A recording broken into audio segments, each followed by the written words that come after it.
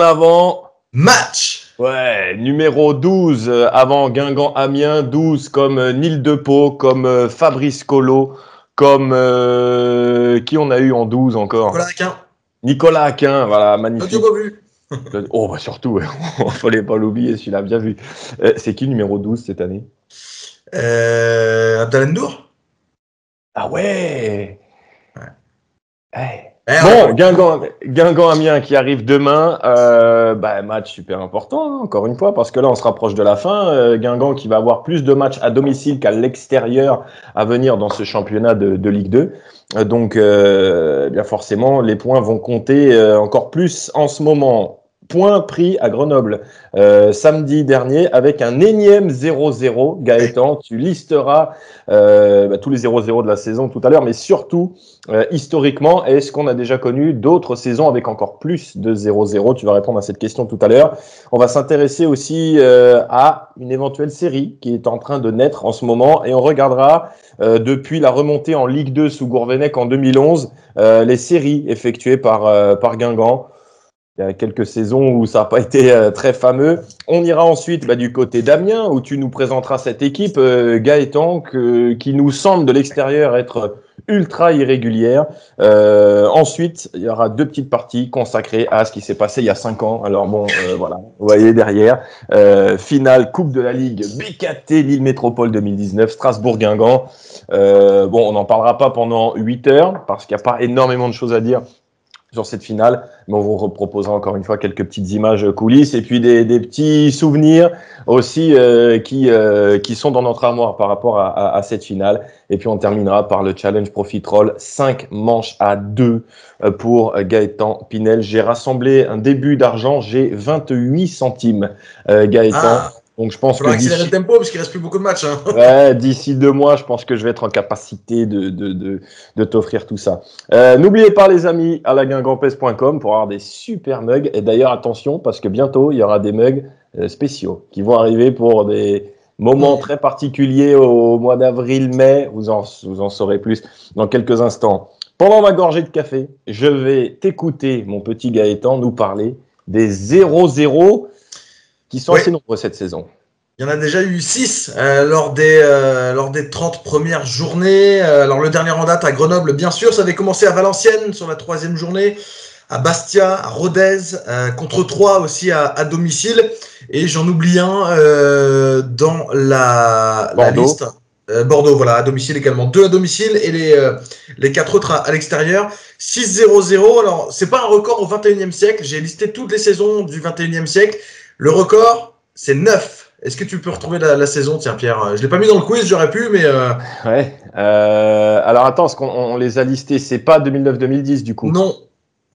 C'est les saisons toutes pourries en Ligue 2, là? Oui. Je te dirais... c'est pas 8-9.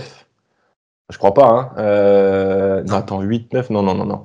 Je te dirais, c'est pas 4-5, ce qu'on marquait beaucoup. Moi, comme ça, je te dirais 2006-2007. 2005-2006. Ah 9-0-0. Ouais, d'accord.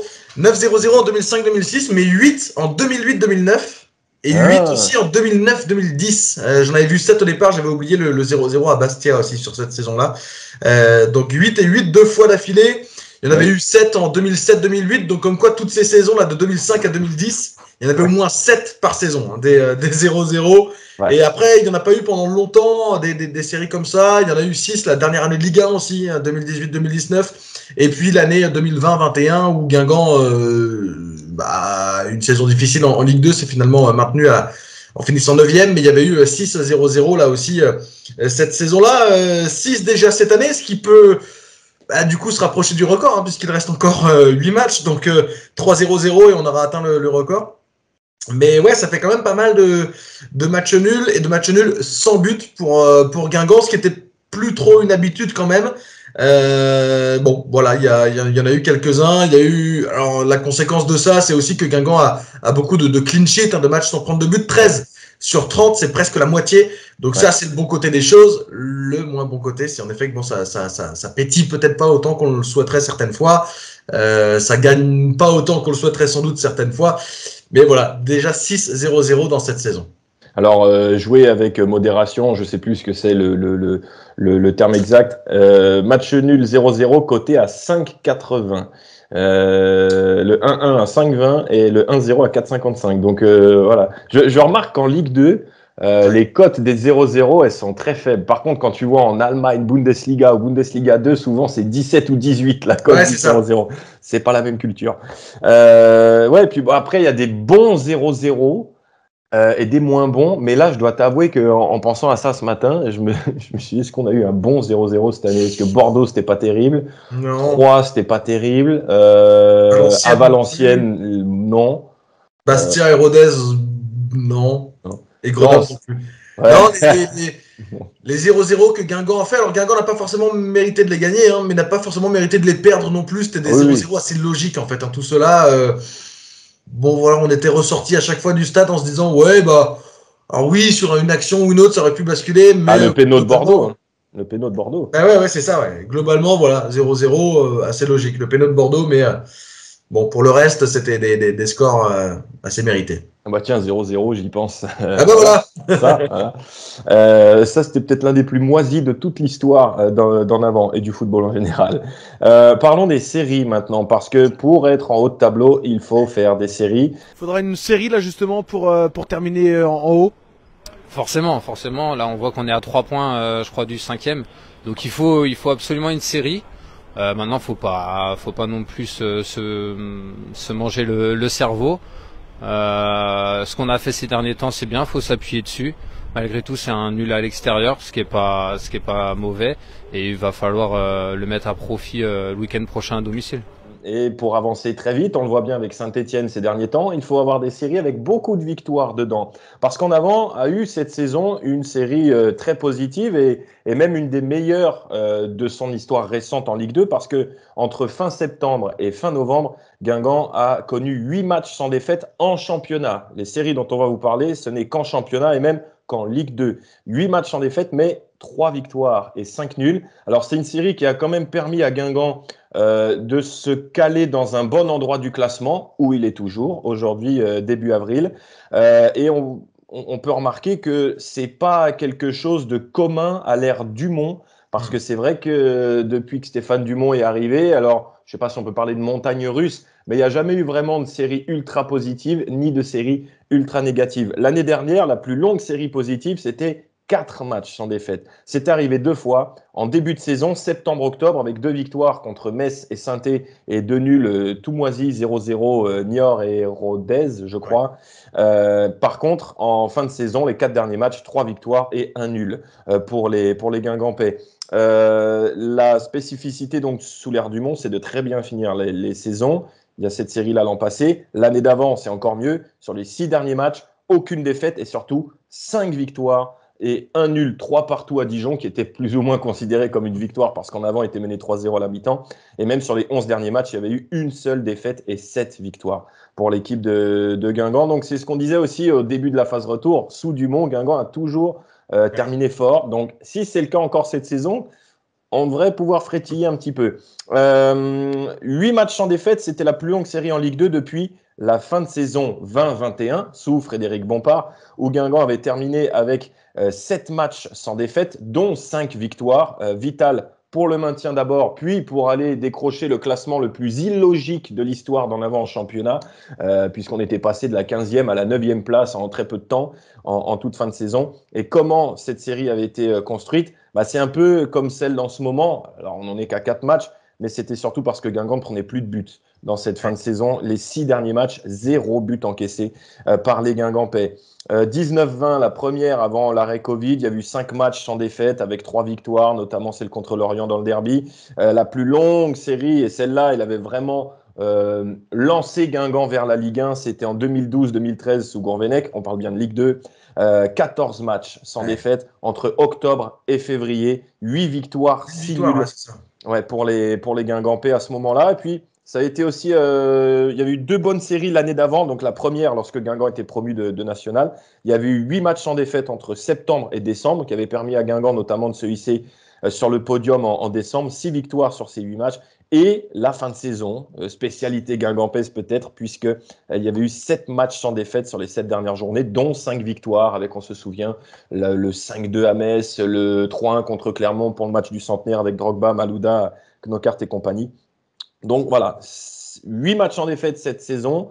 C'est une série donc, qui n'a été battue qu'une seule fois depuis le retour du national, c'était en 2012-2013. Là, on en est à 4 matchs, mais surtout, Gaëtan, ce qu'on aimerait, c'est que si cette série dure, c'est qu'elle soit agrémentée de davantage de victoires que celle de cet automne.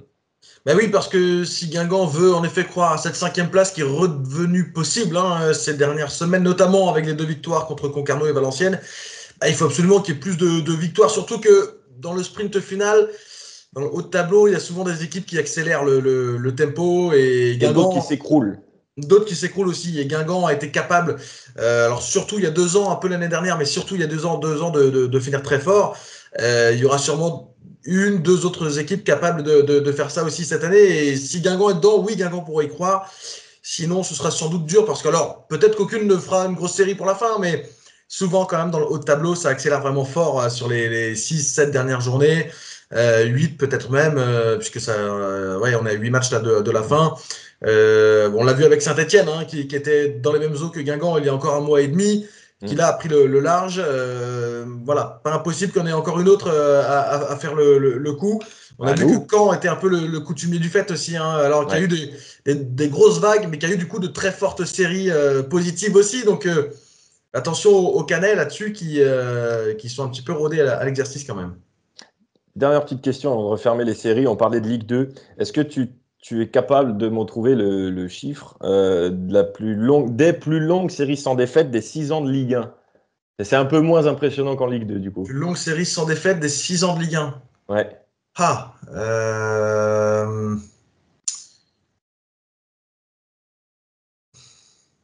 On va pas durer 2 heures. Non, je pense qu'il y a en 2016-2017. Alors, la bonne saison, tu l'as. Il y a 2 saisons. Il y a 2 séries sur 2 saisons différentes. Ouais, 16-17, j'aurais dit qu'il y a…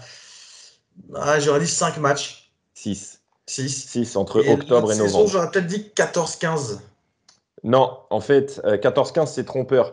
L'autre série, c'est 17-18. C'est une série super importante parce que Guingamp était pas loin de la zone rouge. Et c'est en décembre-janvier. Ouais, j'allais dire qu'on gagne à 3 et tout là. À 3 contre Saint-Étienne, il y a un 0-0 contre Caen et ça se termine sur la victoire à Strasbourg 2-0 en janvier. En fait, c'est 6 matchs et 14-15, c'est trompeur parce qu'il y avait énormément de victoires, mais il y avait une défaite par-ci par-là. Souvent, à Marseille, à Monaco. Alors, Monaco, c'était Coupe de la Ligue, mais voilà, ça avait un peu tempéré cette série qui était folle. Je crois qu'il y avait eu quelque chose comme 14 victoires en 17 matchs. Enfin, c'était dingo à cette époque-là. Et oui, la plus longue série, toute compétition confondue, c'est bien 14-15, 7 matchs sans défaite. Il y avait la Coupe de France avec Yzeure, avec Châteauroux, etc. Et ça s'était arrêté. Le dernier match sans défaite, c'était la victoire contre Kiev, 2-1. Ensuite, malheureusement, il y a eu une défaite contre Lille, je crois. Oui, c'est ça. Et à Kiev, lors du match suivant. Hélas. Bon, on parle plus Europa League, on parle Ligue 2 maintenant, avec Amiens. Donc, Amiens qui a souvent ces dernières années été présenté comme la bête noire d'en avant, même si voilà, ça va un peu mieux. Il y a eu la victoire 3-0 en 2021 pour le maintien. La victoire l'an passé que tu avais commenté à la radio chez nous, 3-1, je crois. 3-1, ouais. Donc voilà, où en est cette équipe d'Amiens, mon petit Gaëtan? Je t'en prie. Elle est dans les mêmes eaux que Guingamp, mais sur une dynamique un peu différente quand même. Une seule victoire sur les 8 derniers matchs pour Amiens. C'était à Angers sur la 29e journée, 3-1. Alors très peu de défaites aussi, puisque sur cette série de 8 matchs, 1 victoire, 2 défaites et 5 matchs nuls. Donc voilà, beaucoup de nuls, ça ressemble un peu aussi à Guingamp finalement. On va pas nous dire que ça va faire 0-0 encore cette affaire. On va le voir, mais en tout cas, c'est vrai que c'est un peu la tendance peut-être, surtout qu'il n'y a qu'une équipe qui a fait plus de nuls qu'Amiens cette saison. Amiens en a fait 12 déjà. C'est que Virouen qui en a fait 13. Bon, ceci dit, Amiens sur les 12, il y en a que 4 à l'extérieur. C'est essentiellement chez eux à la Licorne qu'ils font des matchs nuls. Mais voilà, une seule victoire sur les 8 derniers matchs, 12 nuls déjà cette saison, c'est le 2e plus haut total. Et puis surtout, et c'est peut-être là qu'on va se rapprocher du 0-0, c'est que c'est la 19e attaque de Ligue 2. 28 buts marqués seulement par les Amiénois en 30 matchs. 28 buts comme Ajaccio. Il n'y a que Valenciennes qui fait pire avec 17 buts. Et c'est un peu étonnant parce que Amiens a quand même un buteur, Louis Mafuta, qui a atteint les 10 buts, donc comme El Ouazzani à Guingamp. Hein. Mais quand on a un joueur souvent qui a 10 buts, bon, on a au moins une moyenne d'un but par match au classement, quoi. Hein, et c'est pas le cas. Donc 10 buts sur les 28, il a marqué plus d'un tiers des buts d'Amiens, hein, Louis Mafuta, cette saison. Et Andy Carroll, il y en a à combien? 4 buts pour Carroll. Donc c'est pas énorme.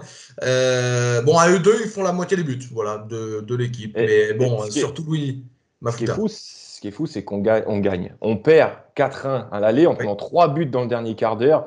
Et on disait bien, alors il me semble qu'à l'époque, on se disait, bon, est-ce que ça sera la théorie de l'accident ou pas? On s'est rendu compte quand même que oui, on pouvait accréditer cette fin de match-là, où Guingamp d'ailleurs avait eu l'occasion avec Baptiste Guillaume pour l'emporter, pour mener 2-1 à l'entrée du dernier quart d'heure. Finalement, c'est Amiens qui avait marqué ce 2-1 et on s'était écoulé. Bon, ça fait partie des tests de l'accident quand même. Ouais, c'est ça. Donc des Amiénois, voilà, sur une série un peu bizarre, qui eux, pareil, n'arrivent pas à vraiment enchaîner, qui ont eu quand Guingamp justement était dans le dur, là, début de la phase retour, Amiens a plutôt bien performé cette période-là, mais ça s'est éteint assez vite finalement, et les voilà à nouveau derrière Guingamp, mais ça reste assez serré au classement à nouveau. Voilà donc pour cette équipe d'Amiens, vous avez vu le classement passer sous nous dans cette vidéo, dans ce numéro 12. Dans l'avant-match, on passe donc un événement qui s'est passé il y a 5 ans. On se doit d'en parler. Vous connaissez nos amours pour un petit peu le vintage et les moments importants de l'histoire de Guingamp. Alors malheureusement, on aurait aimé qu'ils soient un peu plus importants. Ce match contre Strasbourg, Gaëtan, 5 ans après, qu'est-ce que ça t'évoque, ce Strasbourg-Guingamp à Lille? Un retour un peu long. Un retour un peu long en train, avec la déception, parce que il y avait pas l'euphorie attendue. La Coupe de la Ligue était l'éclaircie de la saison. Guingamp finit dernier de Ligue 1, c'était compliqué tout le long. Et c'est cette aventure-là, même si c'était aussi avec beaucoup de 0-0, d'ailleurs, les qualifications au tir au but pour la plupart. Bon, ça avait amené un peu de sourire dans cette saison-là. Et Strasbourg était bien supérieur sur la saison. Ils avaient fait une belle saison, les Strasbourgeois, même si avant la finale, ils avaient eu une série difficile. Et finalement, plus le match avançait, plus je me disais que Guingamp en était capable. Un match fermé, très peu d'occasions, pas bien beau. Mais comme si ça allait tourner en faveur de l'équipe qui n'arrivait pas à grand-chose cette saison-là. Finalement, non. Bon, disons que c'était l'éclaircie jusqu'au tir au but, et à partir de là, c'était le couteau dans le ventre supplémentaire en fait de la saison, tellement atroce pour en avant cette année-là. Ouais, ce qui est incroyable, c'est que la séance de tir au but, d'ailleurs, tu étais assis juste derrière moi, non? Ouais, c'est ça. J'ai l'impression que le match a duré 5 heures et que la séance de tir au but a duré 20 secondes. Ouais, bah oui, c'est vrai que en ratant déjà le premier tir au but, oui.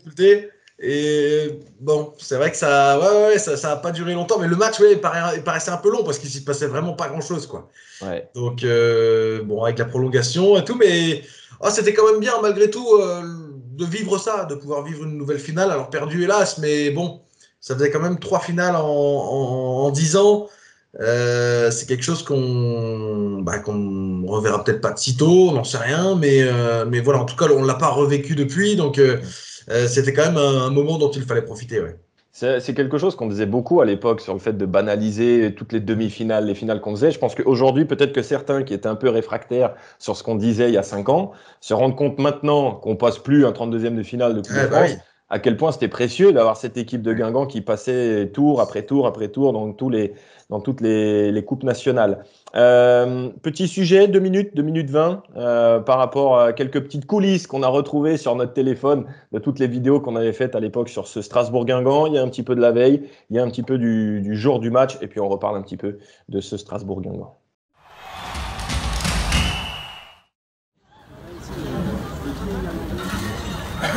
Qui chante en Suisse, qui chante mais en toutes les langues.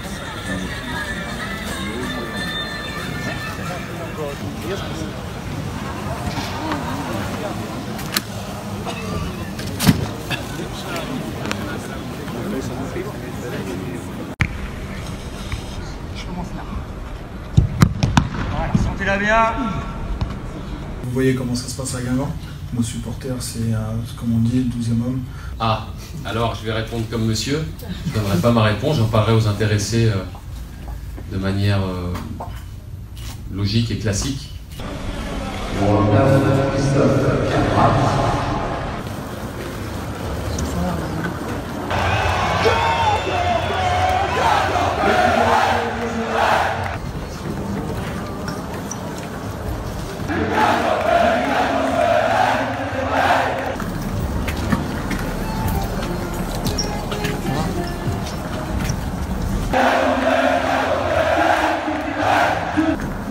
Bonsoir.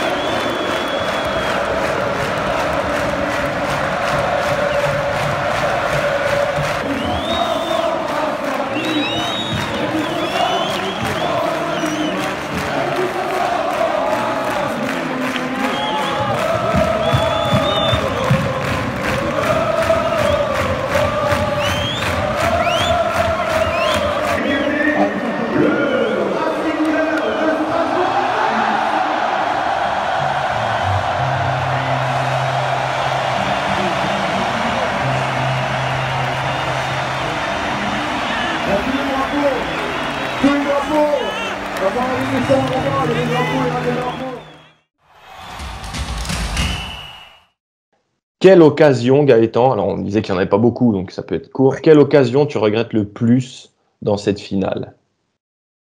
Parce que si Guingamp doit gagner cette finale, c'était sans doute avant les pénaux. Ouais, je crois qu'il y en a une belle pour Thuram. En première mi-temps. Combien première? Il me semble que c'est quand il slalom, quand il garde le ballon 10 secondes dans la surface, là. Mais je sais plus, c'est en première ou c'est en première peut-être. C'est sur le but de gauche alors? But de droite. But de droite, et c'était la première mi-temps, ça? Oui. Oui, c'est ça. Oui, pour moi, c'était... Ah, c'est marrant, j'avais l'impression qu'on attaquait... tu vois, je pense que ce match a fait l'effet d'un somnifère, du coup, tu sais, on avait demi-souvenirs. Ouais, c'est ça. En tout cas, c'est sans doute c'est de la même qu'on parle, puisque c'est bien sur ce but-là que je voyais l'occasion de Thuram. C'est sans doute la plus franche, celle qui aurait peut-être pu permettre à Guingamp de gagner. J'en ai aussi, moi, une de Strasbourg qui m'a fait très peur, c'est une de Thomasson. Un centre en retrait, il avait claqué un ballon au ras du poteau et le gardien était battu, vraiment sur l'occasion là. J'ai surtout celle de Strasbourg en fait qui me reste en tête, où j'avais un peu tremblé. J'avais, je crois, Alexandre Le Gallo à côté de moi, notre ami qu'on salue, et j'avais tremblé sur celle-là. Et après, celle de Thuram, mais on n'avait jamais vraiment senti non plus que ça pouvait vraiment passer dans le match, quoi. Ça aurait pu, très bien sur une occasion, mais il n'y a jamais eu de vrai gros temps fort non plus. Donc s'il fallait en retenir une, ce serait celle de Thuram, ouais. Après, c'est vrai que les tirs au but sont arrivés et nous, on avait eu l'info la veille. Alors, je sais pas pourquoi c'était fait comme ça. Il y avait eu un tirage au sort la veille pour savoir, en cas de tir au but, de quel côté les pénaux allaient. Ouais, c'est très bizarre. Et j'avais un peu bugué, effectivement, à ce moment-là. Et on avait su que si tir au but il y avait, ça allait jouer côté Strasbourg. Le tirage au sort était comme ça. Je crois que c'est pour que les caméras de la télé puissent suffisamment anticiper pour se positionner, etc. Mais du coup, déjà, il y a ça, donc tu le sais. Et puis, le stade était aux 3/4 strasbourgeois. Donc, voilà. Et en plus, le TOS avait offert le premier tir aux Strasbourgeois. Bon, même si on sait que c'est plus l'importance du premier tir au but raté qui définit les choses. Bon, on a raté le premier aussi, donc voilà, c'était un petit peu compliqué. Alors, on passe à la rubrique maillot, mais il y a plusieurs petites choses autour de ce Strasbourg-Guingamp. Déjà, forcément, le maillot d'en avant de cette finale, maillot très très spécial, alors très simple parce qu'il n'y a aucune fioriture sur ce maillot, mais la particularité, c'est donc D'abord, le petit match détail, comme on dit dans le jargon des collectionneurs, la cartouche avec le nom du match Coupe de la Ligue BKT, finale le 30 mars 2019. Et puis surtout donc, inscrit en sublimé le nom de tous les clubs affiliés à la Ligue de Bretagne. Alors voilà, il y a un peu de tout. Il y a du US Quimper, il y a Ploumillot, Plounerin, Stade Pontivien, Saint-Malo, Château-Malo, Jacques Cartier, Saint-Malo. Tu vois, je suis bien tombé dessus. Voilà. Mais voilà, en fait, c'était une idée qui trottait dans la tête des dirigeants de Guingamp depuis 2014. Ils s'étaient dit, tiens, si on retourne en finale, on veut faire un maillot comme ça qui honore un petit peu la Bretagne, etc. Bon, malheureusement, ça ne nous a pas porté bonheur. Voici le maillot de Strasbourg également. Alors, eux, ils ont joué avec leur maillot normal dans cette Coupe de la Ligue, avec le sponsor habituel ici, avec ceux de la Ligue ceux de la Coupe de la Ligue qui ont été rajoutés ici. Et eux, leur cartouche, elle est un peu plus travaillée que celle de Guingamp. Il y a vraiment le logo de la finale que vous retrouvez ici. Voilà, il y avait cette logistique un peu partout, ce visuel un petit peu partout. Et puis la particularité aussi, c'est que les numéros étaient dorés pour chaque finale de Coupe de la Ligue. Je crois que c'est apparu en 2006. Je crois revoir les maillots de Nancy en 2006 avec le flocage or. C'était à partir de ce moment-là tout le temps des maillots floqués avec des numéros en or, parce que la coupe était en or aussi. Voilà, la Coupe de la Ligue. Alors ça, c'est une réplique achetée plus tard pour mettre dans mon musée. Donc j'ai les trophées qu'on n'a pas gagnés aussi dans mon très court musée à côté des deux Coupes de France. Voilà, avec cette spirale. Ça a été une coupe qui a été modifiée, je crois, au début des années 2000, parce qu'avant c'était un trophée en argent, mais là voilà, c'est ce trophée à spirale. Directement, quand je le vois, Gaëtan, je pense à toi et au générique de la Coupe de la Ligue qu'on entendait les mardis soirs pour un Grenoble-Nancy. C'était vraiment extraordinaire. Tu te rappelles le nom du ballon avec les spirales comme ça? Ouais. Comment il s'appelait? Ah, le nom? Le nom. Je sais plus. Non, je l'aurais pas. Ténor. Ah oui. Tu vois, c'était incroyable. J'adorais, moi. Je crois que je l'ai pas loin. Je vais essayer d'aller le chercher dans quelques secondes. Et puis, évidemment, ça, c'était l'heure du toss pour les capitaines. Oui. Le fanion d'en avant donné aux Strasbourgeois. Alors, c'est pas celui qu'on a récupéré auprès des Strasbourgeois, parce que souvent, il y en a une petite dizaine qui sont édités pour des souvenirs, etc. Ça, ce sont des choses que des visiteurs du stade sur les 2 étés précédents connaissent, parce que c'était sur la petite expo. Je vais faire un truc, Gaëtan. Je vais faire un petit tour de magie. On n'est pas en direct en avant-match, donc je vais juste faire un petit tour de magie et je reviens, je l'espère, avec le ballon ténor si je le retrouve. Allez. Regarde-moi ça. La Coupe de la Ligue sur France 3 avec Point P. Et donc, alors je sais pas, tu vois, ténor. Ouais. Alors c'était pas le ballon là, sur la finale 2019, c'était un ballon blanc, bleu et jaune, je crois. De toute façon, le logo de la Coupe de la Ligue avait changé par rapport à celui-là. Ouais. Et tu sais que des fois, sur les sites d'enchères ou le Bon Coin ou autre, je cherche le vrai ballon, la vraie version. Il est introuvable. Donc ça, je l'avais acheté dans un vieux magasin à Saint-Malo quand j'étais petit. Je suis bien content de l'avoir gardé parce que ça nous ramène à des souvenirs. Énamouré, Coupe de la Ligue, disparu, hélas, l'année suivante. Après s'être fait tamponner à Orléans de manière honteuse sous l'ère Patrice Lair, 4-1. Quiz! Challenge Profitroll. Bon, est-ce que le suspense maintenant, ça va être simplement de savoir avec quel écart Gaëtan Pinel va me battre? Je ne sais pas. Pas uniquement. Toujours est-il que je crois que le quiz de la semaine dernière, alors moi c'était le pire depuis le début, mais quand même 3-1, c'était un score assez faible. Toi, tu avais levé le pied une fois que tu avais gagné en bâclant la question. Dilettante total. Dilettante total, le mec était comme ça et tout. Enfin, bon, bref. Alors, donc, qui engage? C'est moi, vu que j'ai perdu, c'est ça, hein? Oui. J'oublierai tout le temps cette règle. C'est moi qui pose la question, c'est ça? Ouais, c'est ça. Allez, c'est parti. Ma question, c'est simple pour démarrer. Cette saison, combien de fois en avant a ouvert le score avant de perdre le match? Ah, avant de perdre le match. Alors, attends. Ouais, c'est simple. 5, 4. Non, je rigole. T'es un ouf, toi. L'année dernière, ça arrivait souvent. 30 secondes environ. Je suis complètement bloqué. Alors, attends. Dunkerque, on perd. Hein j'ai pas trop souvenir, en fait. Je vais te dire 0. La mauvaise réponse. Il y en a un que tu as commenté, c'est le match aller à Amiens. Ah ouais, on ouvre le score, c'est vrai. Ah, tu vois, je crois que c'était 1-0, 1-1. Ouais, non, je sais. Et l'autre match, c'est à Laval, où Guingamp mène aussi 1-0. Ah oui, ok. Non, avec un but de Baptiste Guillaume. Laval, j'aurais dû l'avoir, alors que bizarrement, je ne l'ai pas commencé. Donc c'est une question à 2 points en plus, hein, du coup. Amiens et Laval. Hein. Oh, bah, fallait me le dire avant. Attention, tu les avais pas. Ah ouais, mais. Non, attends, qu'est-ce que je dis? Non, c'était une question à 1 point. Non, autant bon, bah ça va. Ouais, parce que bon. Non, c'était une question. Non, il fallait trouver 2 fois. La réponse était 2. Pour avoir un les point. clubs, c'était encore. Ok, très bien. Alors attention, parce que là, tu as bougé ton ordi. Ah oui. Voilà, là, c'est bon. Tu sais qui va être l'arbitre samedi de Guingamp-Amiens? J'ai pas regardé, non. Clément Turpin. Ah Et oui. moi, c'est un quiz spécial Clément Turpin. Avec en avant. Attends, tu m'as fait un truc Laurent Perlat, je peux te dire. Ouais, mais il y avait une question. Oui, sur 3 points quand même. Hein. Alors, Clément Turpin a arbitré Guingamp une fois sur terrain neutre. Mais quel était ce match? Une fois sur terrain neutre. J'en ai un qui vient en tête, mais je suis pas sûr. Dans 30 secondes aussi, je déclenche le chrono. Alors, n'hésite pas à réfléchir à voix haute. Ouais. Je pense, moi, au Trophée des Champions contre le PSG. Mais je suis pas sûr de moi. Je vais dire ça. On a PSG Guingamp 2014, Trophée des Champions. C'est bon, 1 point, Yes. Gaëtan Pinel. Je voulais te dire finale, mais je me suis dit qu'en disant finale, tu allais me dire genre Strasbourg 2019, et en sachant la réponse, tu dis ouais, le Trophée des Champions, c'est pas une finale. Donc voilà, je me suis dit terrain neutre, comme ça je vais déminer le truc. 1-0, Gaëtan. Alors moi, maintenant, j'ai 2 questions sur 2 points chaque. Ouais, très bien de le dire. Je vais me concentrer. Voilà. La première, c'est un scénario. Ok. Donc, à quel match et à quelle saison appartient ce scénario, hein. J'ai peur. Van Keren, 20e. Van Keren, 23e. Chalier, 61e. Desgeorges, 62e. Desgeorges, 63e.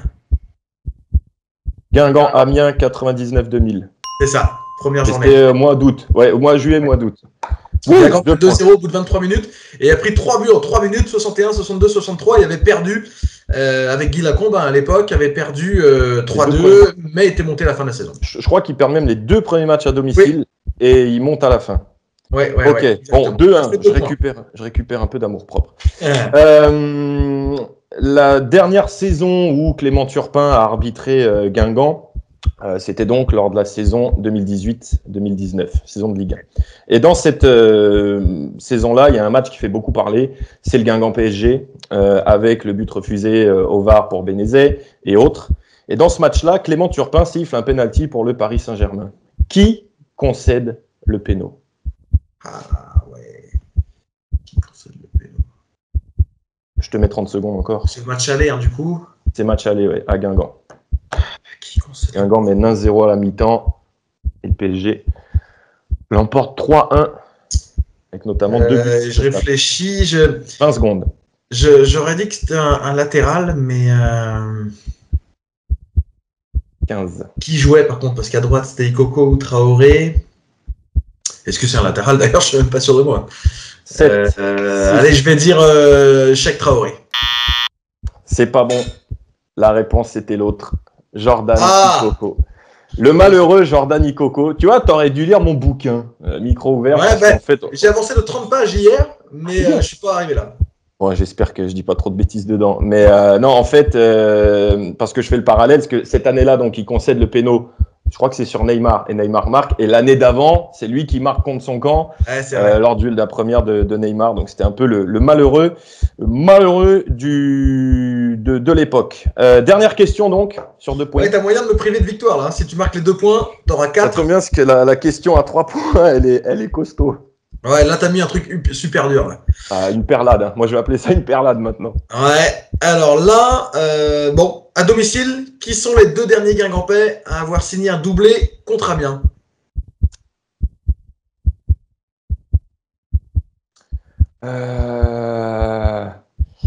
Attends, parce que j'ai le 6-0 en tête. Mais alors, est-ce qu'il y en a depuis? Parce qu'Amiens, on les joue. Attends, l'année dernière, c'est Courtet, Guillaume, donc il n'y a pas de doublé. Il y a Livolan aussi qui marque. L'année d'avant, en coupe, il y a 2 buteurs différents. On marque pas beaucoup contre eux. On marque tout le temps une fois, je crois, en Ligue 1. Ah, attends, non, c'est contre Metz. J'ai combien de temps? Bon, encore 20 secondes, quoi. Attends, c'est qu'après. À peu près. 15 secondes. Ça fera 30-40 au total. En national, on perd 2-1. En Ligue 2, l'année d'après. 2008-2009, on fait quoi contre eux à domicile? Je crois qu'on fait 0-0. L'année d'après, j'ai aucun souvenir. Je vais tenter le coup du 6-0 en... Je sais plus la saison, mais je me souviens que Rivière et Jouffre avaient marqué 2 doublés. C'est eux? Bonne réponse. Et Yann Jouffre en 2005-2006. Et depuis, il y a eu un doublé, mais c'était à l'extérieur, Mchangama en 2021. Ouais, mais il n'y a pas eu à domicile. Donc, ça fait 4 points. Je peux au mieux égaliser, quoi. Ouais. Alors, Clément Turpin a dirigé une 20aine de fois en avant. Il en a expulsé 3 dans toute cette histoire. 3 Guingampais ont été exclus sous les ordres de Clément Turpin. Qui sont ces joueurs? C'est impossible à trouver ça. Moi, j'en avais 2 sur 3. Là, c'est une Turpin. Là, c'est... Ah ouais, bah, il y a eu la Perlade d'à côté. Y a la plus dur que Perlade. Plus dur. Si, plus dur. Oh, je les ai pas. Je vais tenter des noms, mais... Parce qu'il a commencé à les arbitrer, je pense, pour la montée en 2013, à mon avis. Je dirais Diallo. C'est pas bon. Donc attends, du coup là t'as perdu, mais je vais te donner les matchs, ok? Ouais. Il y a le dernier en date, c'est Gazélec Guingamp 15-16. Matisse. Ouais. Donc 1 point. Ouais. Avant, Guingamp-Lyon 14-15. Guingamp-Lyon. Ah, on avait pris un rouge là? Ouais. Moi, c'est les 2 que j'avais en fait. On avait pris, on perd 3-1, mais alors le rouge, je ne me rappelle plus. Et le rouge, il arrive à 2-0 juste avant la mi-temps. Donc c'est pas Beauvu, puisque c'est Beauvu qui marque après.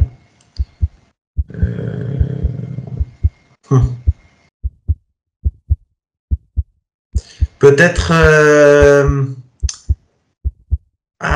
peut-être Sankaré. Non, je vais te donner un indice. Elle se fait chier. Carvat. Oui, Kerbrad. Et alors l'autre, c'est celui que j'avais pas, parce que je pensais pas qu'il arbitrait déjà Guingamp à ce moment-là. 2008-2009. Ah ouais? À Ajaccio. Ajaccio Rivière. Bonne réponse. Ouais, c'est voilà. Bah écoute, j'avais dit qu'il y a des fois j'allais corser les questions. Ah bah là, il était beaucoup plus dur que Perlade, parce que moi, Perlade, c'était juste 3 points. Là, il y en avait 5 quand même sur Turpin. Ah oui, mais bon, après, tu vois, Pékin, tu savais. Je pensais que tu allais savoir Ikoko. Parce que. Bah, j'ai hésité entre Ikoko. Tu vois, Traoré, en début de saison, en fait, il joue pas beaucoup. C'est Ikoko qui avait démarré la saison. Ouais, donc, je me suis dit que tu allais réfléchir comme ça. Je savais plus trop. Comme ça a pas mal bougé entre les deux. Non, j'ai pas. Ouais. J'avais un doute, hein, j'hésitais entre les deux là, mais j'ai. Mais je vais adoucir le truc la prochaine fois. C'est juste une vengeance. Qui vont se faire des trucs horribles. Bon, en tout cas, voilà, 5 manches à 3. Les Profiteroles sont toujours largement à portée de Gaëtan Pinel dans ce challenge. Demain donc, Guingamp-Amiens, match à 19h, prise d'antenne 18h45 sur la Guingampès. C'est toi, Gaëtan, qui commentera ce match. Je m'envolerai en zone mixte après avec ton téléphone, comme ça ne grésillera pas avec le mien. Normalement, on croise les doigts. Écoutez, voilà. Et puis, on se dit à la semaine prochaine aussi pour le numéro 13 d'En Avant-Match. En attendant, je vais réfléchir au numéro 13 que l'on a eu du côté de Guingamp. Mandane Sankaré, j'en ai déjà 2. Allez, ciao, à demain. Ciao.